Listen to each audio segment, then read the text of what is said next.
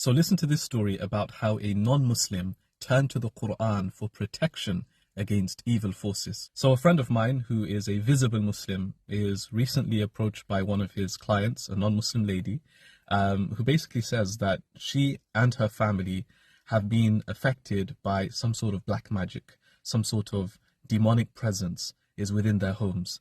And she asks him, is there anything that you can send to me that could help with this? So he just turns to, a basic YouTube clip and recitation of the famous Ayatul Kursi, which we believe is the most powerful verse, the greatest verse in the whole Qur'an, the best verse for protection, and sends her the link for this. A few days later, she gets back in touch with him and says, whatever this thing was that you sent to me, it's really helped. And we're feeling a lot more at peace. We're being disturbed a lot less, and we're playing this day and night. It's really, really helped. And my friend was actually, really shocked by this, even though he sent it to her, knowing, Ayatul Kursi is a protection. He didn't really expect to see and to hear about the results and the impact, the effect that it had even on a non-Muslim lady. And when my friend told me about this, I said, look, I'm not really surprised. I mean, at the end of the day, these words are divine. This is the word of God.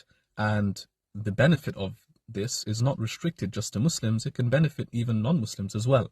That's how powerful these verses are, right? But there's a lesson here, and the lesson is that, look at how these non-Muslims are, turning to the Qur'an, right, for protection. And even after this incident, this client of his wanted more recitations, whatever she could get her hands on, wanted more to be sent over to her.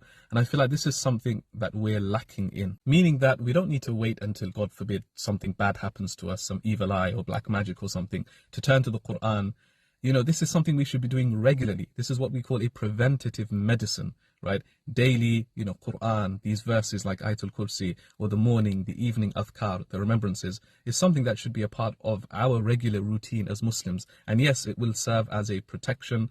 It will serve as, a preventative factor. It will serve as, just bringing blessings into our day, into our lives. So really, the lesson for me, what I took away from this is we really, really need to, become more regular and stick to a strict routine with our Qur'an and with our adhkar as well.